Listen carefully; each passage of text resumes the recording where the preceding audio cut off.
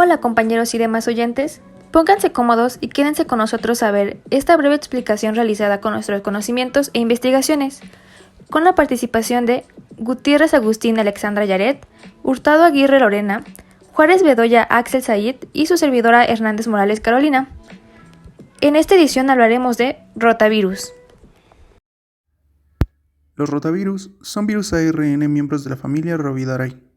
Fueron descubiertos por la doctora Ruth Bishop en 1973 en Australia, utilizando fundamentalmente las características inmunogénicas de la proteína de la cápside BP6. Se ha identificado 7 grupos antigénicos A, B, C, D, E, F y G. Los virus del grupo A son los que producen infecciones habituales en el ser humano y constituyen causas importantes de diarrea del lactante. Los reovirus se clasifican en serogrupos de la A a la G. Los serogrupos A, B y C son comunes en animales y humanos, mientras que los D, E y F solo se presentan en animales. El grupo A es el agente más común en gastroenteritis en niños de 6 a 24 meses. Los rotavirus humanos pertenecientes al grupo A se dividen en dos subgrupos de acuerdo con el patrón migratorio del ARN mediante la técnica de PAGE. El subgrupo 1 comprende a los serotipos 1, 3 y 4 y presentan un patrón migratorio largo. El subgrupo 2 comprende al serotipo 2 y muestra un patrón migratorio corto. En los grupos B y C se hallan los paratovirus o rotavirus atípicos humanos que no presentan el mismo patrón migratorio ni antígenos comunes a los rotavirus del grupo A. En los grupos D y E se encuentran los paratovirus animales. El grupo D afecta al ganado porcino y el grupo E afecta a las aves. El rotavirus presenta forma de rueda, con bordes regulares muy bien definidos. Se encuentra formado por una doble cápsida, de la cual se ha comprobado que su capa más externa le confiere la forma de aro. Al carecer de la misma, la estructura adquiere configuración rugosa. Las propiedades de los reovirus están relacionadas a su estructura. Las partículas virales maduras no envueltas poseen una cápside proteica icosaédrica, es decir, de 75 nanómetros de diámetro, compuesta por 3 capas proteicas concéntricas, estas a su vez de proteínas virales. La capa externa está conformada por 780 copias de glicoproteínas llamadas BP7 y 60 picos o ganchos formados por dímeros de proteínas virales de adherencia conocidas como BP4. Esta es clivada por la tripsina pancreática en BPS y BP8. Se observa en la superficie 132 canales acuosos que atraviesan la capa externa, es decir, BP7 e intermedia, que es BP6, uniendo el medio externo viral con el core. La transcripción de partículas realizadas por el RNA polimerasa pueden ser expulsados por estos canales. La capa intermedia, también llamada BP6, está constituida por 260 dímeros ordenados como un enrejado. La capa interna es una estructura formada por 60 dímeros de proteínas BP2, BP1 y BP3, unidas al RNA viral de doble cadena. El genoma, que es el conjunto de genes de una especie, consta de 11 segmentos que codifican las proteínas estructurales o SP, que forman parte del virus, por ejemplo, el BP1, y las proteínas no estructurales, como la NSP, las cuales son partes de una estructura viral, pero participan en la formación de nuevos virus dentro del enterocito, por ejemplo, NSP2. Ahora les vamos a hablar sobre la epidemiología del rotavirus. Tenemos que su distribución es universal. Esto quiere decir que tiene incidencia tanto en países desarrollados como en países que apenas se están desarrollando, pero suele haber mayor incidencia de muertes en países que apenas se están desarrollando, y además aproximadamente un tercio de las gastroenteritis severas son atribuibles al rotavirus. En cuanto a la predominancia, tenemos que en países de clima templado las infecciones predominan más en invierno, mientras que en los países con clima tropical los casos suelen ocurrir durante todo el año, pero al igual hay como puntos más altos en invierno. Y en general en México predomina más en el otoño boreal, esto con un pico máximo en octubre y noviembre. Tenemos que actualmente es la causa más común de diarrea en niños menores de 5 años y tiene incidencia en países de altos ingresos, de medios ingresos y de bajos ingresos, pero suele haber como más problemática en los países con bajos ingresos. Se estimó que en 2013 49% de las muertes por rotavirus ocurrieron principalmente en 4 países, que son India, Nigeria, Pakistán y República Democrática del Congo. Se hicieron varias investigaciones y se dieron cuenta que entre los años de 1986 y 2000, el rotavirus causó 111 millones de episodios de diarrea infantil y un promedio de 440,000 muertes. Esto significa que a los 5 años casi todo niño presentó un episodio de diarrea por rotavirus, 1 de cada 5 requirió consulta médica, 1 de cada 65 fue hospitalizado y 1 de cada 293 falleció. Ya para los años 2000 y 2004, las muertes por rotavirus aumentaron a 60,000 más en el mundo. En 2008, la diarrea por rotavirus causó 453,000 muertes en los niños menores de 5 años, correspondiendo a casi el 37% de las muertes por diarrea, y de estos, el 5% de todas las muertes de los niños globalmente. Ya en 2011 se estimó que el rotavirus causó 197,000 muertes, y así seguía siendo la causa más importante de diarrea en el mundo. Bueno, y sabemos que también actualmente lo es. Ya en 2015 se pudieron prevenir 125,000 hospitalizaciones y 800 muertes relacionadas con el rotavirus. Esto gracias a la vacuna. Y tenemos aquí un mapa donde podemos observar países donde ya está la vacuna y países donde aún no está la vacuna. Entre los que aún no están tenemos a Belice, Cuba, Costa Rica, Chile y Uruguay. Y de manera parcial tenemos lo que es Canadá. Mientras que los que sí tienen la vacuna tenemos a Argentina, Bahamas, Bermuda, Bolivia, Brasil, Canadá, Colombia, Estados Unidos, Ecuador, El Salvador, Guatemala, Guyana, Haití, Honduras, Islas Caimán, México, Nicaragua, Panamá, Paraguay, Perú, República Dominicana y Venezuela. Y en México se implementó en el 2006. Ya en 2018, América Latina y Caribe hubo una disminución del 64% de las hospitalizaciones por rotavirus, esto a causa de la vacuna.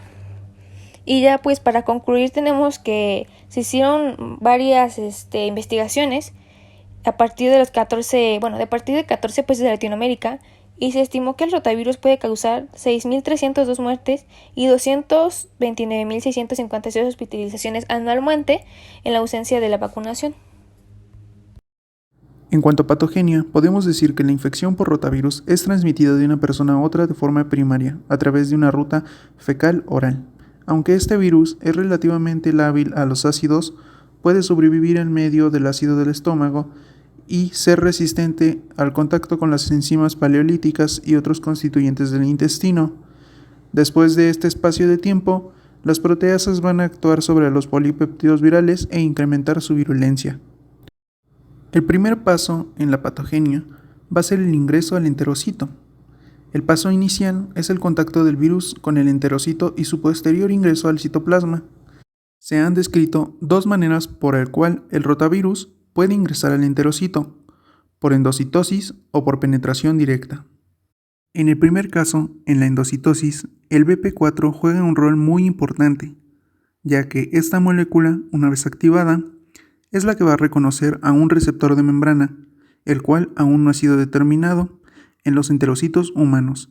Diversos estudios experimentales en animales han identificado 2 tipos de receptores: los glicoesfingolípidos ganglioletraosgliceramida, que fueron descubiertos en 1970 en enterocitos de ratones, simios y ovinos. Además, está compuesto por ceramida, glucosa, 2 moléculas de galactosa, acetilgalactosamida y ácido ciálico. Y los gangliósidos GM3, el cual fue descubierto en 1998 en enterocitos de cerdo, y está compuesto por galactosa, glucosa, esfingosina y ácido ciálico. Para que BP4 sea activado, tiene que ser clivado a nivel del aminoácido argina en las posiciones 241, 231 y 247 por la tripsina pancreática, dando como resultado el BPS y BP8, proporcionándole mayor infectividad y ocurriendo luego la endocitosis. El segundo mecanismo es mediante la penetración directa, en el cual el virus ingresa a través de la membrana con su cápside interna y el core. El BP7 va a quedar localizado en la membrana. Después de esto sigue la fusión del endosoma y el lisosoma. Al ingresar el virus por endocitosis, se forman los endosomas conteniendo a los virus. Estos endosomas se fusionan con los lisosomas, vertiendo estos últimos sus enzimas proteolíticas en los primeros, causando hidrólisis de la capa proteica, es decir, de BP6, dejando libre en el citoplasma al core viral. El siguiente paso es la replicación.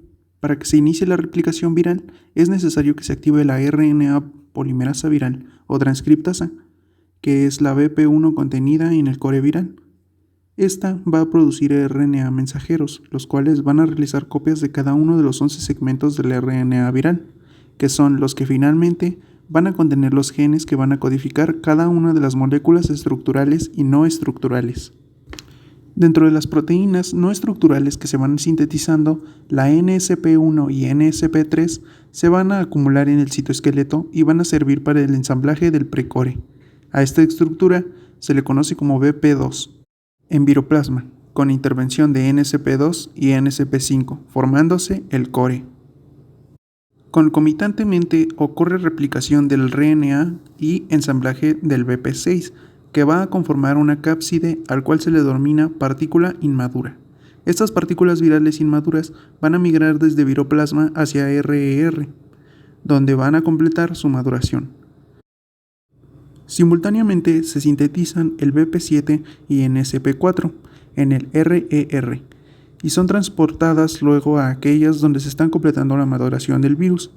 La NSP4 se construirá en el RER, en una proteína transmembrana asociada a una chaperona calnexina, que servirá como un receptor de virus inmaduros, traslocándolos al interior de RER. Es el RER donde los rotavirus terminan de madurar, y se ha visto que las chaperonas GRP78 y GRP94 cumplirán un papel fundamental en dicho proceso. El BP7 se construirá posteriormente, conjuntamente con el BP4, en la cápside externa del rotavirus, completando de esta manera su maduración. La última etapa en la patogenia va a ser la lisis celular. En este, el ciclo de replicación termina cuando el virus es liberado al lumen intestinal por lisis celular. Al respecto, se ha visto en estudios experimentales que las NSP4 producirán cambios en la permeabilidad de la membrana de RER y, eventualmente, muerte celular. Esto ya que se ha podido observar que habría un incremento en la permeabilidad al calcio. Manifestaciones clínicas. Siguiendo con las manifestaciones clínicas, hay que resaltar que la infección por rotavirus puede ser asintomática y su severidad va a depender de el serotipo, subtipo y también de la edad. Los neonatos por lo general son asintomáticos, mientras que los prematuros pueden tener cuadros severos que llegan incluso hasta la enterocolitis. Y bueno, el rotavirus tiene un periodo de incubación de aproximadamente 1 a 3 días. Esto va a provocar un síndrome clínico conocido como gastroenteritis viral, en el que se va a presentar una diarrea leve a severa y que ocasiona deshidratación. Esta, si no es tratada a tiempo, pues puede ser fatal. Y cabe mencionar también que puede existir una infección simultánea con 2 o más cepas diferentes de rotavirus, y esto va a ser tras la exposición de los niños o infantes a ambientes altamente contaminados. Y pues hay que mencionar que también los vómitos son un síntoma importante y van a tener una duración aproximada de 2 a 4 días. Con frecuencia los vómitos aparecen primero que la diarrea, pero esta última se mantiene por más tiempo. Y pues la diarrea tiene una duración aproximada de 3 a 6 días, con frecuencia evacuatoria de 2 a 8 veces por día.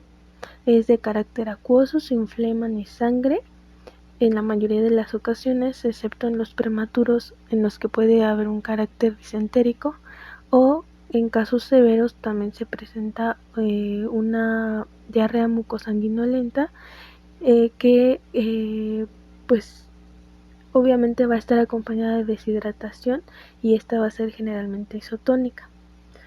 También se presentan otros síntomas como fiebre, que usualmente es de corta duración, aproximadamente no más de 2 días, y pues puede presentarse hasta temperaturas mayores a los 39 grados centígrados. También se van a encontrar síntomas como dolor abdominal y en algunas ocasiones se van a presentar manifestaciones respiratorias superiores como tos o síntomas de resfriado, y pues con menos frecuencia se pueden encontrar manifestaciones sistémicas como cefalea o mialgias.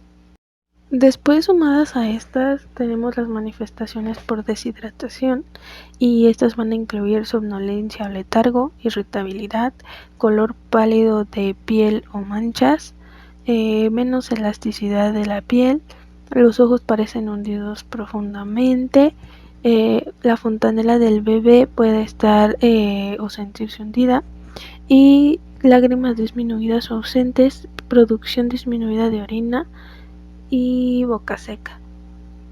También se puede llegar a presentar en muchos pacientes pues algunas complicaciones, como pueden ser la deshidratación severa, que va a conducir a la hipovolemia, y esto va a ser a causa principalmente de la diarrea y el vómito, y pues esta es la complicación más común, ya que se presenta en 1 de cada 50 casos de enfermedad por rotavirus. Otra complicación que podemos encontrar es la colitis, con presencia de sangre en heces fecales y meningitis aséptica, que se asocia a gastroenteritis por rotavirus. También con menor frecuencia en niños diagnosticados con meningitis y encefalitis se ha encontrado presencia de rotavirus. Y pues por último, cabe mencionar que también hay casos en los que puede conducir a la enterocolitis. Y bueno, pues ahora pasamos al diagnóstico. Para el diagnóstico son útiles los antecedentes epidemiológicos, las manifestaciones clínicas y los exámenes complementarios. El diagnóstico diferencial se debe realizar con infecciones digestivas, especialmente en los enteroxígenos, que también pues estos van a tener síntomas parecidos a los de la gastroenteritis, como la diarrea acuosa principalmente. Actualmente, como exámenes complementarios se encuentra ELISA, ELIA de membrana, PCR, ICT y aglutinación con látex. El ELIA de membrana, el ICT y la aglutinación con látex son menos sensibles y específicos que los ELISA convencionales y los PCR. En todos estos cabe mencionar que se va a requerir de una muestra de heces. Y bueno, para ser más específicos, en el ELIA de membrana, el anticuerpo de captura se inmoviliza en una membrana a través de la cual fluye la muestra, y si el antígeno está presente será retenido por dicho anticuerpo, y pues podrá observarse la unión antígeno-anticuerpo mediante un segundo anticuerpo conjugado con una enzima. La interacción de la enzima y su sustrato va a provocar un cambio de color. Una determinación se considera positiva cuando se obtienen bandas coloreadas tanto de la línea de control como de la línea de reacción. Mediante este tipo de ensayos, la muestra se procesa individualmente, no se va a requerir de equipo ni personal especializado, y los resultados los podemos obtener de 15 a 20 minutos. Después tenemos la PCR tras transcripción inversa, o RT-PCR, que se utiliza para detección y amplificación del ARN. El ARN presente en la muestra se utiliza como molde para sintetizar el ADN complementario mediante una transcriptasa inversa o transcriptasa reversa, y el ADN resultante se amplifica mediante una PCR convencional. Para el diagnóstico de rotavirus del grupo A mediante RT-PCR en tiempo real, pues los sistemas comercializados han utilizado cebadores específicos del gen que codifica la proteína no estructural NSP3. Esta metodología también va a permitir detectar rotavirus de 0 grupos diferentes. Y bueno, en cuanto a la prueba de aglutinamiento con látex, se van a utilizar 2 tipos de muestra, una para muestra sólida y otra para muestra líquida. En caso de ser líquida, No solo se va a utilizar el tubo colector, sino también un gotero para transferir 2 gotas de heces al tubo colector de muestra. En esta muestra se contienen partículas recubiertas de anticuerpos antirrotavirus recubiertos en la membrana. Entonces, una vez que las heces entran en contacto con estos anticuerpos, debemos esperar aproximadamente de 10 a 20 minutos para interpretar el resultado, en el cual, en caso de ser positivo, van a aparecer 2 líneas de colores distintos, una línea roja en la región de la línea de control y una línea azul en la región de la línea prueba. Y en caso de ser negativo, solo aparecerá una línea roja en la región de la línea de control. Después tenemos la prueba ICT, que es en la cual se van a identificar 2 zonas, una zona prueba con una membrana de cromatografía con un anticuerpo monoclonal antirrotavirus y un anticuerpo monoclonal antiadenovirus fijados, y una zona de control con un anticuerpo policlonal anti-IgG. Y bueno, la muestra migra a lo largo de la membrana durante 10 minutos, que es aproximadamente el tiempo de la prueba. La zona de control sirve para comprobar que el procedimiento se llevó a cabo correctamente, y si las heces contienen rotavirus, se forman complejos antígeno-anticuerpo con anticuerpos monoclonales antirrotavirus unidos a microtransferencias de poliestireno que se fijan anticuerpos antirrotavirus de la zona prueba, visualizándose así una línea azul. Y bueno, tenemos la prueba ELISA, en donde se va a utilizar el antígeno policlonal contra el antígeno específico de rotavirus grupo A.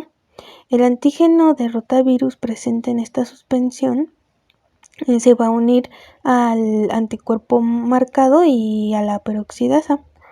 Después se va a añadir un sustrato, y si la muestra es positiva, pues la enzima enlazada va a transformar la solución de incolora a color azul, y esto nos marcaría que efectivamente hay presencia de rotavirus. Y bueno, en los casos dudosos se puede llegar a estudiar con microscopía electrónica de heces, electroforesis de RNA e hibridación de ácidos nucleicos. Y la mayoría de las ocasiones, dentro de los datos del laboratorio en el examen de heces, pues no tienen por qué encontrarse hematíes ni leucocitos. A continuación hablaremos sobre el tratamiento y la prevención de rotavirus. Como sabemos, no hay un tratamiento específico para la infección por rotavirus. Sin embargo, existen recomendaciones que nos ayudarán a aliviar los síntomas de dicha infección. Asimismo, es importante hacer mención que los antibióticos no van a funcionar cuando se presenta esta infección. Esto debido a que los antibióticos atacarán las bacterias, sin embargo, no atacan los virus. Generalmente, una infección por rotavirus desaparece dentro de 3 a 7 días aproximadamente. Por lo que lo recomendable para tratar una infección por rotavirus es el descanso y una hidratación adecuada, ya que, como sabemos, la deshidratación es el principal síntoma del rotavirus. Y para prevenir la deshidratación mientras el virus va a cumplir su ciclo, debemos beber muchísimo líquido rehidratante, ya que, como sabemos, un líquido rehidratante puede reponer los minerales perdidos con mucha más eficacia que el agua u otros líquidos. En caso de presentar una deshidratación grave, lo recomendable es la administración de líquidos intravenosos en un hospital o en un centro de salud. Asimismo, hacemos mención sobre los medicamentos antidiarreicos, los cuales no son recomendables para una infección de rotavirus. Pero, ¿cómo podemos prevenir el contagio de rotavirus? Bien, para reducir el contagio del rotavirus es importante lavarnos las manos cuidadosamente y con frecuencia, en especial antes y después de ir al baño, de cambiarle los pañales a un bebé o de ayudar a un niño a ir al baño. Sin embargo, el lavarnos las manos no nos va a ofrecer ninguna garantía de contagiarnos contra rotavirus. Asimismo, los desinfectantes para manos con alcohol van a tener una poca eficacia contra el rotavirus. Por otro lado, la Organización Mundial de la Salud nos va a recomendar que todos los países vacunen a todos los bebés contra rotavirus, pues hay 2 vacunas que son disponibles contra el rotavirus, las cuales son la Rotatec y la Rotarix.